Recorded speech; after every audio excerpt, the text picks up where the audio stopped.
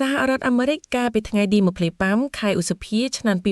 2026បានបើកការវាយប្រហារថ្មីដ៏ភ្ញាក់ផ្អើលទៅលើគោលដៅយោធារបស់អ៊ីរ៉ង់នៃភាគខាងត្បូងប្រទេសនិងបានបំផ្លាញកណ្ដោតដាក់មីនជុំវិញច្រកសមុទ្រ Hormuz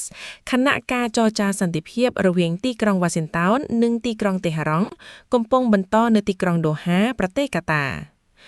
យោងតាមសារព័ត៌មាន Reuters លោកអ្នកនាំពាក្យបញ្ជាការដ្ឋានកណ្ដាលអាមេរិក CENTCOM លោក Tim Hawkins បានអះអាងថាការវាយប្រហារនេះធ្វើឡើងក្នុងគោលបំណងការពារខ្លួនបន្ទាប់ពីកណ្ដោតរបស់កងកម្លាំងបដិវត្តន៍អ៊ីរ៉ង់ត្រូវបានចោទថាកំពុងព្យាយាមពង្រឹងមីននៅក្នុងច្រកសមុទ្រ Hormuz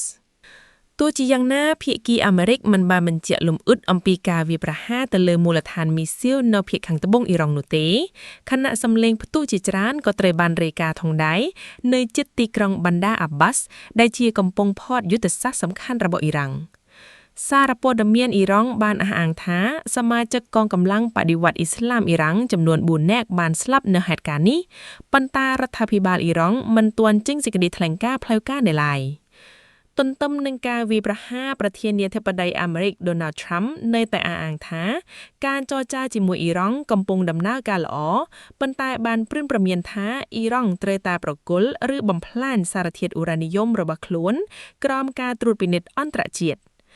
រដ្ឋមន្ត្រីការបរទេសអាមេរិក Marco Rubio ក៏បានលើកឡើងដែរថា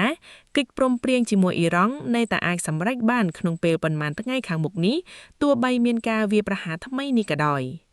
ដោយឡែកភាគីអ៊ីរ៉ង់បានបង្ហាញការខឹងសម្បារដោយអ្នកនាំពាក្យក្រសួងការបរទេសអ៊ីរ៉ង់ Ismail Baghai